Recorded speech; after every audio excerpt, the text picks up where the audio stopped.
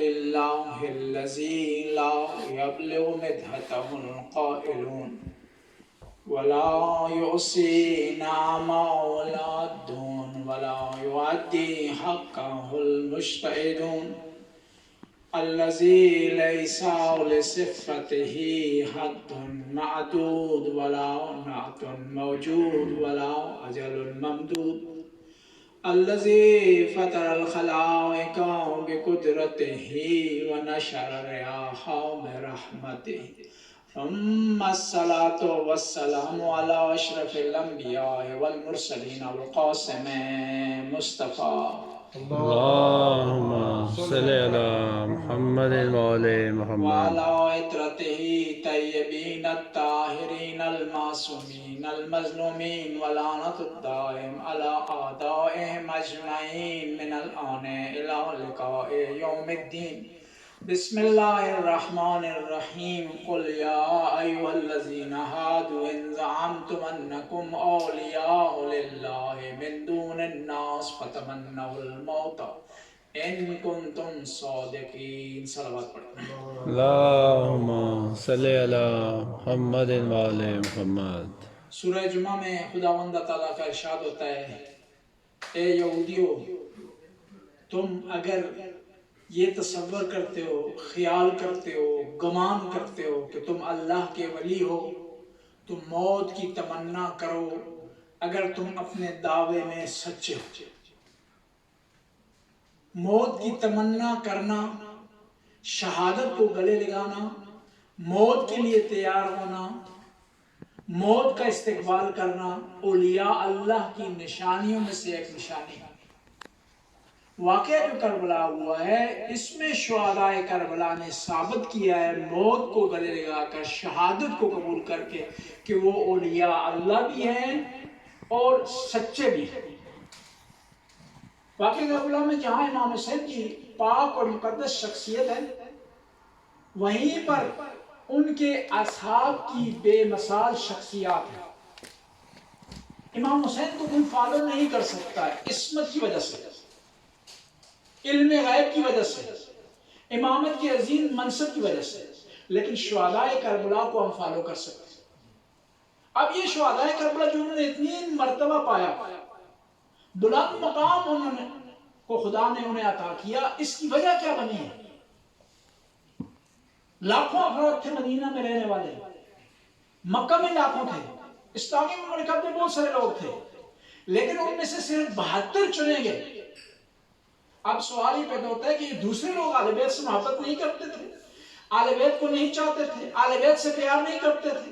یہ مکہ والے، یہ مدینہ والے جنہوں نے امام حسین کو پیغمبر کے کندھوں پر دیکھا، جنہوں نے اپنی آنکھوں سے دیکھا کہ پیغمبر نے جمعے کا خطبہ چھوڑ دیا، حالانکہ جمعے کے خطبے میں حکم ہے کہ آپ اضافی موومنٹ نہیں کر سکتے۔ خطیب کے لیے ہے کہ وہ جمعے کے خطبے پر فوکس رکھے۔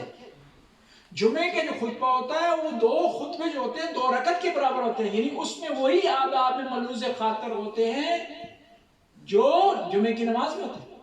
اور ہوا بھی، پیغمبر خطاب فرما رہے ہیں، جمعے کا خطبہ ہے، خلیفہ ثانی آگے بڑھنے لگے صفیں چیرتے ہوئے، کیونکہ ہر مسلمان کی کوشش ہوتی ہے کہ وہ خطیب کے قریب بیٹھے، پہلی صف سے نصیب ہو، اور پھر مسجد نبوی ہو، اللہ کا رسول خطبہ دے رہا ہو، ہر کسی کی چاہت ہو۔ آگے بڑھنے کی کوشش کی تو پیغمبر نے آواز دی عمر اپنی جگہ بیٹھ جاؤ، نماز کو خطبے کو ڈسٹرب نہ کرو، یعنی نمازی کے لیے اتنا حکم ہے۔ لیکن اسی جمعے کے خطبے میں امام حسین جب تشریف لاتے ہیں، بچے ہیں، لڑکھڑا جاتے ہیں، پیغمبر خطبے کو روک دیتے ہیں، خطبے میں وقفہ کر دیتے ہیں تاکہ حسین آگے آئیں، حسین کو اپنی گود میں لیں۔ اور یہ واقعہ اتنا مشہور ہو گیا کہ خطیب کے لیے یہ حکم آیا کہ 2 خطبوں کے درمیان بیٹھے، پیغمبر کی سنت ادا کرتے ہوئے۔ یہ اصل پیغمبر کی سنت نہیں تھی، امام حسین کی سنت تھی۔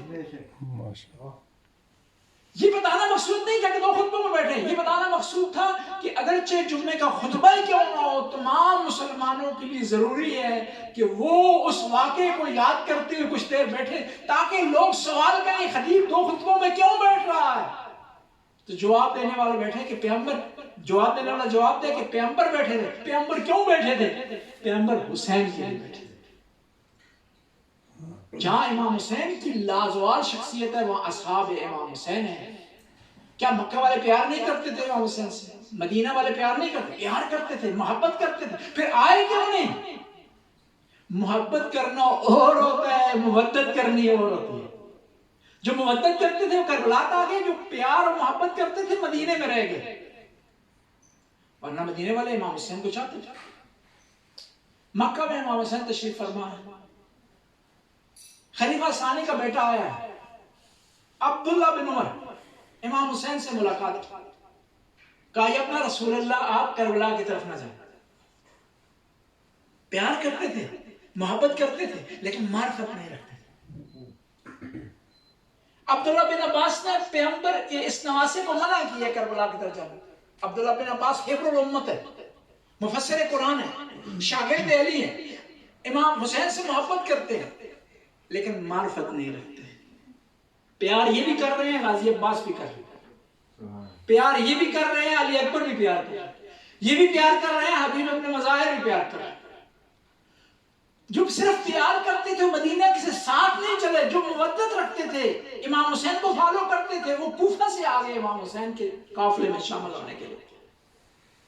عبداللہ بن عمر جب رخصت ہونے لگے کہا یا اپنا رسول اللہ اپنی پیران پر اٹھائیں، اپنی قمیض اوپر اٹھائیں. قمیض اٹھائی تو امام حسین کے دل کی جگہ، قلب مبارک کی جگہ آیا ہوئی تو چوما انہوں نے. کہا کیوں چوم رہے؟ کہا میں نے پیغمبر کو دیکھا کہ آپ کے سینے کو، آپ کے دل کو چوما کرتے ہیں. یعنی جو آدمی چوم رہا ہے امام حسین کو، گویا وہ امام حسین سے محبت کرتا ہے. لیکن پھر آیا کیوں نہیں کربلا میں؟ فالو کیوں نہیں کی؟ کیونکہ معرفت نہیں رکھتا. یہاں پر نقطہ عرض کرنا تھا، ہم بھی اگر اس علم کو صرف چومیں نا، غازی عباس کو فالو نہ کریں، تو ہم بھی محبت تو رکھتے ہوں گے، چاہت تو رکھتے ہوں گے، لیکن معرفت اور مودت نہیں رکھتے. اور امام حسین کو خالی محبت نہیں چاہیے. مدینہ والے سارے محبت کرتے تھے امام حسین سے، لیکن ان میں سے کسی ایک کا نام بھی شہداء کربلا میں نہیں ہے. اگر آپ چاہتے ہیں شہداء کربلا کے پیروکار بنیں، ان کی سیرت کو فالو کریں، تو ضروری ہے کہ مودت اور معرفت رکھیں. اور معرفت نہ ہونے کی وجہ سے اتنی بڑی اسلامی مملکت تھی، اور حج کے دوران امام حسین کربلا کی طرف روانہ ہوئے. 1.5 لاکھ کا مجمع تھا.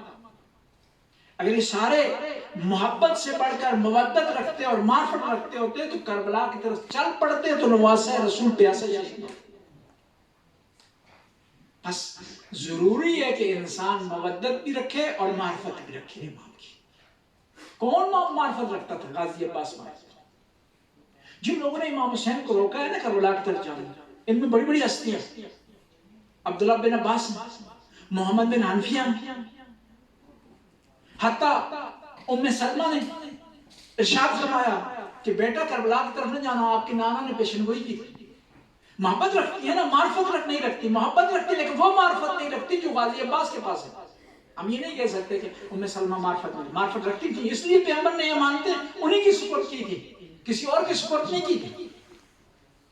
ورنہ اس وقت اور خواتین تھی، ورنہ اس وقت پیغمبر کی اور دوسری جو ازواج تھی موجود تھی، معرفت رکھتی تھی، ان کے حوالے کیے مانتے، جن میں کربلا کی نشانی پائی. لیکن وہ معرفت نہیں تھی ان کے پاس جو غازی عباس کے پاس. وہ معرفت ان کے پاس نہیں تھی جو اما فضا کے پاس تھی. بس ضروری ہے کہ ہم مودت سے بڑھ کر، ہم محبت سے بڑھ کر کے آگے بڑھیں، مودت رکھیں اور معرفت رکھیں. دوسری خصوصیت شہداء کربلا میں یہ تھی کہ ان میں اخلاص پایا جاتا تھا. رضا اللہ و رضا اہل بیت، ان کا نعرہ تھا کربلا. اخلاص پایا جاتا ہے، کیونکہ جو آدمی جان سے گزر جاتا ہے نا، جان کی فداکاری دے دیتا ہے، جان قربان کر دیتا ہے، تو وہ اس سے بڑا اخلاص نہیں پائے جاتا. شہداء کربلا میں اخلاص پایا جاتا تھا، اس لیے امام حسین نے انہیں چنا. حتیٰ بعض لوگ ایسے تھے جو شیعہ نہیں تھے، لیکن امام حسین نے چنا، بعد میں یہ مومن بنے ہیں، بعد میں شیعہ ظہر کے عثمانی مذہب، وہابی قلبی مسلمان نہیں تھا، لیکن امام کی ایک نگاہ سے اس کی تقدیر تب بدل گئی۔ یہ 6 مہینے امام کے ساتھ نہیں تھا وہابی قلبی، 5 مہینے نہیں تھا امام حسین کے ساتھ، مدینے میں اس نے ملاقات نہیں کی، پیغمبر کو اس نے نہیں دیکھا، پیغمبر امام حسین کو پیغمبر کے کندھوں پر اس نے نہیں دیکھا، لیکن امام حسین کی ایک نگاہ نے اسے تبدیل کر دی۔ ہم بھی کوشش کریں کہ امام ایک نگاہ سے ہمیں تبدیل کر دے۔ امام حاضر و ناظر ہے، قرآن میں ہے نا، تمہارے اعمال کو اللہ اور اس کا رسول دیکھتے ہیں اور مومنون دیکھتے ہیں۔ ہمیں دیکھ رہے ہیں امام، جس طرح وہابی قلبی ان کی ایک نگاہ سے تبدیل ہو گیا، ہم بھی تبدیل ہو سکتے ہیں، ہم میں بھی تبدیلی آ سکتی ہے، ہم میں چینج آ سکتی ہے، بشرطے کہ اپنے ہم روح کو جسم کو ایمان کی نگاہ کے لیے مطہر کر دیں، پاک کر دیں، کیونکہ پاک اور مطہر نگاہیں وہاں ٹکتی ہیں جو پاک ہو، جو صاف ہو، جس دل میں بغض ہو، کینہ ہو، حسد ہو، جس زبان پر غیبت ہو، جو آنکھیں نامحرم کی طرف پیغمبر نے یہ مانتے انہیں کی سپورٹ کی تھی، کسی اور کی سپورٹ نہیں کی تھی، ورنہ اس وقت اور خواتین تھی، ورنہ اس وقت پیغمبر کی اور دوسری جو ازواج تھی موجود تھی، معرفت رکھتی تھی، ان کے حوالے کی یہ مانتے جن میں کربلا کی نشانی پائی گئی، لیکن وہ معرفت نہیں تھی ان کے پاس جو غازی عباس کے پاس، وہ معرفت ان کے پاس نہیں تھی جو اما فضا کے پاس تھی۔ بس ضروری ہے کہ ہم مودت سے بڑھ کر، ہم محبت سے بڑھ کر کے آگے بڑھیں، مودت رکھیں اور معرفت رکھیں۔ دوسری خصوصیت شہداء کربلا میں یہ تھی کہ ان میں اخلاص پایا جاتا تھا، رضا اللہ و رضا اہل بیت، ان کا نعرہ تھا کربلا میں، اخلاص پایا جاتا تھا، کیونکہ جو آدمی جان سے گزر جاتا ہے نا، جان کی فداکاری دے دیتا ہے، جان قربان کر دیتا ہے، تو وہ اس سے بڑا اخلاص نہیں پائے جاتا۔ شہداء کربلا میں اخلاص پایا جاتا تھا، اس لیے امام حسین نے انہیں چنا۔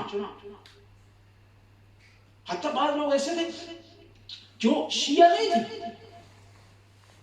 لیکن امام حسین نے انہیں چنا، بعد میں یہ مومن بنے ہیں، بعد میں شیعہ ظہر کے عثمانی مذہب، وہابی قلبی مسلمان نہیں تھا،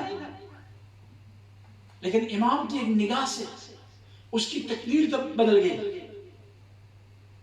یہ 6 مہینے امام کے ساتھ نہیں تھا وہابی قلبی، 5 مہینے نہیں تھا امام حسین کے ساتھ، مدینے میں اس نے ملاقات نہیں کی، پیغمبر کو اس نے نہیں دیکھا، پیغمبر امام حسین کو پیغمبر کے کندھوں پر اس نے نہیں دیکھا، لیکن امام حسین کی ایک نگاہ نے اسے تبدیل کر دی۔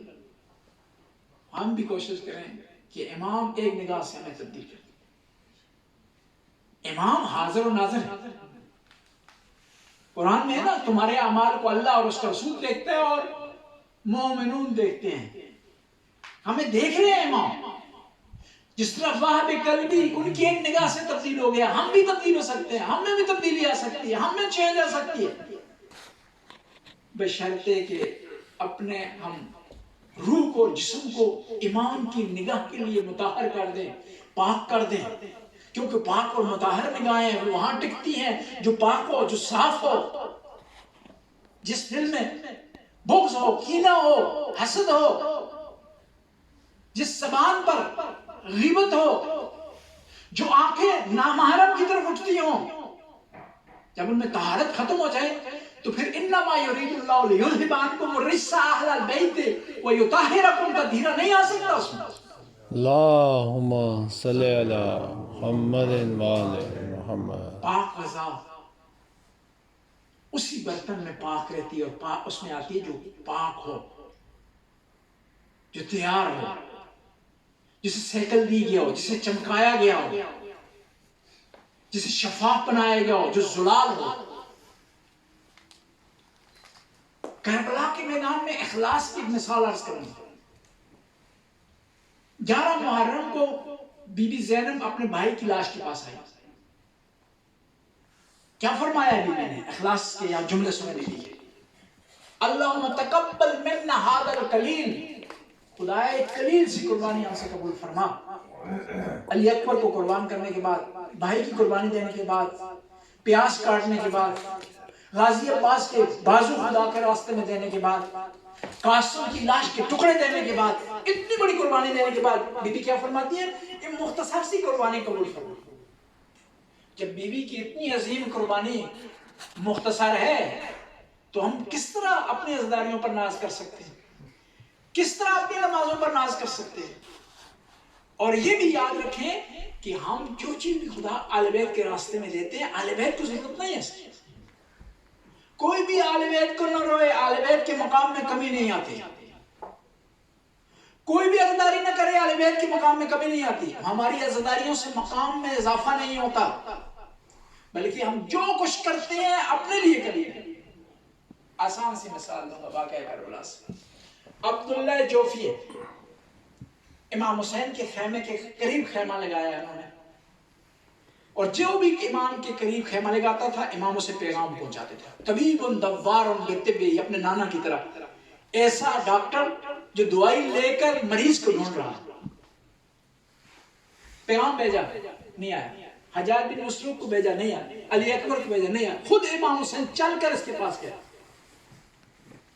اسی کہتے ہیں شافی امت، اسے کہتے ہیں جو امت محمدی کو بچانا چاہتا ہے جہنم سے.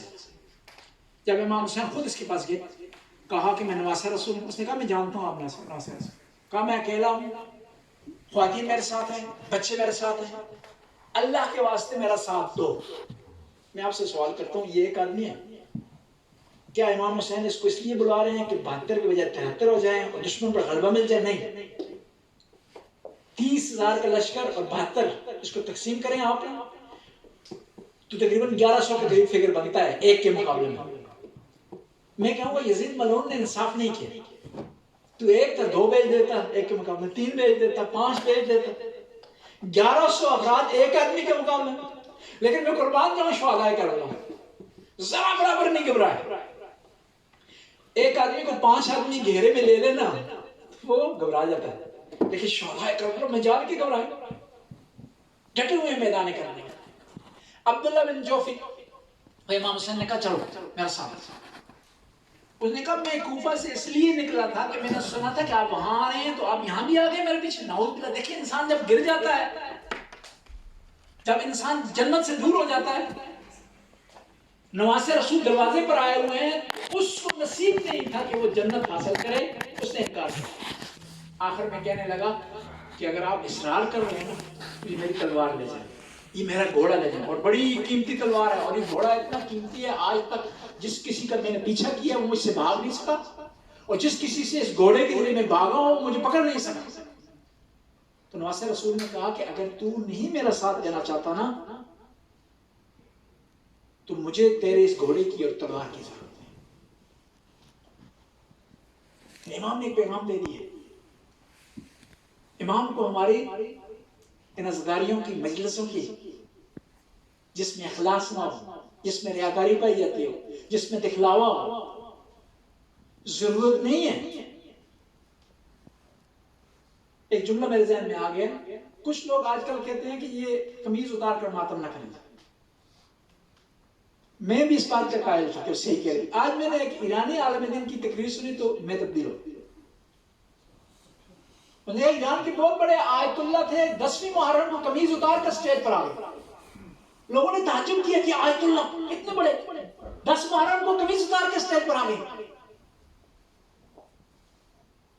تو فوراً لوگوں نے اعتراض کیا، کہا کہ آیت اللہ جو ہے وہ آپ کیسے قمیض اتار کر آ گئے؟ انہوں نے کہا 10 محرم کو امام حسین کے بدن پر پیرہن نہیں تھی. امام حسین نے جو پرانا لباس کیوں مانگا تھا نا، کہا ہو سکتا ہے کہ امام حسین کے بدن پر پیرہن ہو اور میرے بدن پر پیرہن ہو. یعنی ہم اس سیرت پر چلنے کے لیے، وہ امام کی سیرت ادا کرتے ہوئے وہ اسلام میں شریک ہونے کے لیے قمیض اتار کر ماتم کرتے. اور اس کی ایک اور مثال دوں آپ کو، وقت زیادہ تو نہیں ہوگا. نہیں بسم اللہ. ایک اور امام کے ساتھیوں میں ایک ساتھی ہیں عابس شافعی، کوفہ کے بہت بڑے پہلوان، اور کوئی بھی پہلوان ان کے سامنے ٹھہرتا نہیں. میدان میں اترے نا یزید کے لشکر بھاگ گیا ان کو دیکھتے ہوئے. عمر صاحب نے آواز دی دور ہو جاؤ، پیچھے ہٹ جاؤ، اس کے قریب نہیں جانا ورنہ تمہیں یہ کھا جائے گا. کون ہے امام کے ساتھ؟ یہ عابس شاکری، کوفہ کے رہنے والے. تو دشمن نے کہا کہ اے عمر صاحب کیا کریں ہم؟ کہا دور سے اسے پتھر مارو. یعنی عابس شاکری کے اتنا رعب دبا تھا کہ یہ دشمن قریب نہیں آ رہا تھا کہ تن بے تن لڑے عابس شاکری سے. دور سے پتھر مارنا شروع کی تھی تو عابس شاکری اکیلے تھے، پتھر کا پتھر سے جواب تو نہیں دے سکتے تھے. ایک پتھر ہے، اس طرف سے ہزاروں پتھر آ رہے ہیں. عابس شاکری نے کیا کیا؟ سر کا خول اتار دیا، زرہ اتار دی، قمیض اتار دی. قمیض اتار کر ماتم کرنا عابس شاکری کی سیرت ہے. کہا کسی نے آواز دی عابس شاکری کیا کر رہا؟ تم نے خود اتار دی ہے، قمیض اتار دی ہے، زرہ اتار دی ہے. کہنے لگے چاہتا ہوں جو پتھر حسین کے عشق میں لگے ان میں کوئی چیز مانے نہ ہو، کوئی چیز رکاوٹ نہ ہو. یہ شہدائے کربلا تھے. اور ایک اور خصوصیت جو شہدائے کربلا میں پائی جاتی تھی وہ آخری دم تک وفاداری. امام حسین نماز کے لیے کھڑے ہوئے تو امام کے کچھ صحابی آگے کھڑے ہوئے، تیر سینے پر لے رہے ہیں، سر پر لے رہے ہیں، بدن پر لے رہے ہیں. تو قرآن کا مصداق بن رہا ہے اس آیت کا، قُلْ يَا أَيُّهَا الَّذِينَ هَادُوا إِن زَعَمْتُمْ أَنَّكُمْ أَوْلِيَاءُ لِلَّهِ مِن دُونِ النَّاسِ فَتَمَنَّوُا الْمَوْتَ إِن كُنتُمْ صَادِقِينَ. موت کی تمنا کرنا. اور اس سے بڑھ کر وفاداری جو غازی عباس نے دکھائی میدان کربلا. 9 محرم کو دشمن نے حملہ کر دیا. غازی عباس کی شجاعت کہہ رہی ہے کہ دشمن کو پیچھے دھکیل دے. اور میرا یقین ہے، کئی دفعہ یہ جملہ میں نے کہا، مجھے یہ جملہ بڑا پیارا لگا، میرا یقین ہے کہ غازی عباس اگر دشمن کو پیچھے دھکیلتے نا تو دشمن کو دھکیل سکتے تھے اکیلے. اور دشمن کو بھی پتا تھا ورنہ وہ حملہ آور ہی نہ ہوتا. 9 محرم کو اس کو بھی پتا تھا کہ غازی بہادر ہے، شجاع ہے، نڈر ہے، دلیر ہے، لیکن وفادار ہے. اس نے کوئی قدم نہیں اٹھانا جب تک اس کے مولا اور آقا کا حکم نہیں ہو، ورنہ ضرورت ہی نہیں کرتا دشمن. کیوں؟ کس جملے سے؟ امام حسین کس جملے سے پتہ چلتا ہے؟ معصوم کا جملہ ہے. غازی عباس کی لاش پر آیا امام حسین تو ارشاد فرمایا آج وہ آنکھ بند ہو گئی ہے جو جب تک تھی دشمن سو نہیں سکتا تھا، اور جب تک یہ آنکھ تھی کوئی دین سے جانکاری نہیں. ماتم اچھا کرتا ہے، عزداری اچھی کرتا ہے، خدا اسے عزت ہے. ملنگ اچھا ہے، خدا اسے عزت ہے، لیکن شرعی حکم کو جاری نہیں کر سکتا. وہ نماز کے مسئلے آپ کو نہیں بتا سکتا، وہ مجتہد بتائے گا، مرجع بتائے گا. شیعہ وہ ہوتا ہے جو بصیرت رکھتا ہے، اس نے مجتہد کی طرف رجوع کرنا ہے، اس نے ملنگ کی طرف رجوع نہیں کرنا، اس نے ذاکر کی طرف رجوع نہیں کرنا، اس نے نوخان کی طرف رجوع نہیں کرنا، اس نے ایک عالم دین کی طرف رجوع کرنا ہے. تب ہم کہیں یہ کہ وہ شہدائے کربلا کو فالو کر رہا ہے. شہدائے کربلا میں جو بچے تھے نا وہ بھی بامعرفت تھے، وہ بھی بامعرفت تھے، وہ بھی معرفت میں ایک مقام رکھتے تھے، کیونکہ امام کی نگاہ ان لوگوں پر پڑ گئی تھی. اب وہ بچے نہیں رہے تھے، وہ صاحب بصیرت ہو گئے تھے. اور انہی بچوں میں سے بی بی سکینہ ہے. 11 محرم کو جب لٹا ہوا قافلہ گنج شہداء کے قریب سے گزرا نا، امام زین العابدین کی نگاہ اپنے بابا کی لاش پر پڑی. امام کا رنگ دودھ کی طرح سفید ہو گیا. بی بی زینب نے جب امام کی یہ حالت دیکھی نا تو اپنے آپ کو سواری سے گرایا. مومنین کرام، جو کوئی بھی سواری سے گرتا ہے وہ اپنے بازوؤں کا سہارا لیتا ہے. مجھے معلوم نہیں بی بی نے کس چیز کا سہارا لیا ہوگا، کیونکہ امام زمانہ زیارت نعیم میں ارشاد فرماتے ہیں میرا سلام ان پر جن کے ہاتھ پس گردن بدے ہوئے تھے. اب بی بی نے اپنے آپ کو گرایا، بھائی کی لاش کے قریب آئی. بی بی سکینہ نے اپنے آپ کو گرایا، بھائی کی اپنے بابا کی لاش سے لپٹ گئی تو لاش سے آواز آئی سکینہ میرے شیعوں کو پیغام دینا، مہما شربتم عذب ماء فاذکرونی، مہما شربتم عذب ماء فاذکرونی، جب بھی ٹھنڈا پانی پینا تو حسین کی پیاس کو یاد کرنا. لیتکم یوم عاشورا تنظرونی، کاش کہ تم عاشورہ کے دن ہوتے، دیکھتے میں نے کس طرح اپنے بچے کے لیے پانی مانگا، انہوں نے پانی دینے سے انکار کر دیا۔ مومنین اکرام، یہ بڑا سفر شروع ہو گیا ہے کربلا والوں کا۔ ایک مقام ایسا آیا، بی بی سکینہ اپنی پھوپھی کے پاس گئی، کہا پھوپھی جان دیکھیں میری زبان خشک ہو گئی ہے، میرے ہونٹ خشک ہو گئے، اگر ہو سکے تو مجھے پانی پلائے۔ بی بی زینب نے کہا سکینہ بیٹی وہ شمر گھوڑوں کو پانی پلا رہا ہے، جاؤ اس سے کہو تجھے پانی دے دے۔ بی بی سکینہ چلی ہے، ملعون نے ایک گھوڑے کو پانی دیا، بی بی نے دوبارہ اپنے ہونٹوں کی طرف اشارہ کیا، اس نے پانی نہیں دیا۔ بی بی آگے بڑھی، جب آخری گھوڑے کو اس نے پانی پلایا نا، بی بی نے دوبارہ التماس کی، اس ظالم نے بچا ہوا پانی انہیں دیا لیکن بی بی کو پانی نہ دیا۔ بی بی سکینہ خرابہ شام میں، زندان شام میں ایک شام کے وقت بیٹھی ہوئی تھی، دیکھا پرندے ایک طرف کو جا رہے ہیں، پھوپھی سے سوال کرنے لگی پھوپھی جان یہ پرندے کہاں جا رہے ہیں؟ کہا اپنے گھروں کو جا رہے ہیں۔ کہا کہ ہمارا بھی کوئی گھر ہے جس کی طرف ہم جائیں گے؟ بی بی اپنے بابا کی جدائی میں ہمیشہ رویا کرتی تھی، ایک رات کو بی بی نے رونا شروع کیا، یزید ملعون کے کانوں پہ یہ آواز پڑی، کہا یہ کون رو رہا؟ کہا یہ حسین کی بیٹی ہے 4 سالہ، وہ رو رہی ہے۔ کہا کیا چاہتی ہے؟ کہا اپنے بابا کو یاد کر رہی ہے، کہا اس کے لیے اس کے بابا کو لے جائے۔ جب بھی بی بی کے سامنے ایک تشت لایا گیا، بی بی تشت ڈھانپا ہوا تھا، کہا بی بی نے کہا مجھے کھانا نہیں چاہیے، مجھے پانی نہیں چاہیے، مجھے اپنے بابا چاہیے۔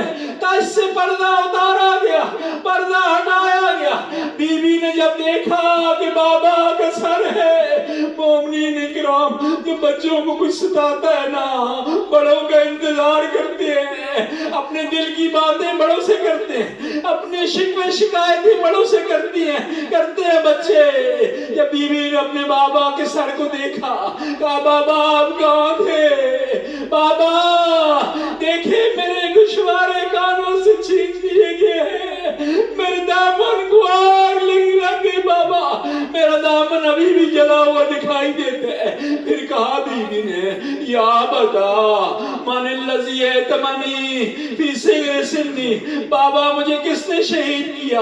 ومن قطع وریدا، بابا آپ کی گلے کی رگیں کس نے کاٹی ہیں؟ پھر ننھے ننھے ہونٹ رگوں پر رکھے، وَذَا شَفَتِ عَلَى وَرِيدِهَا، بابا آپ نے آنے میں دیر کر دی۔ بابا دیکھیں میرے بھائی کی کمر اس راستے میں جھک گئی بابا، بابا دیکھیں ہم سب کے ہاتھوں میں کڑیاں پڑی ہوئی ہیں، بابا دیکھیں بھائی کے گلے میں توق پڑا ہوا ہے، بابا ہم نے کس مصیبتوں میں یہاں تک پہنچے۔ بابا آپ کہا کرتے تھے یتیم کا لفظ استعمال کرتے تھے، مجھے سمجھ نہیں آتی تھی یتیم کسے کہے، اب مجھے پتا چلا جس کو تماچے مارے جائیں، جس کے کانوں سے بالیاں چھین لی جائے، جس کے دامن کو آگ لگا دی جائے،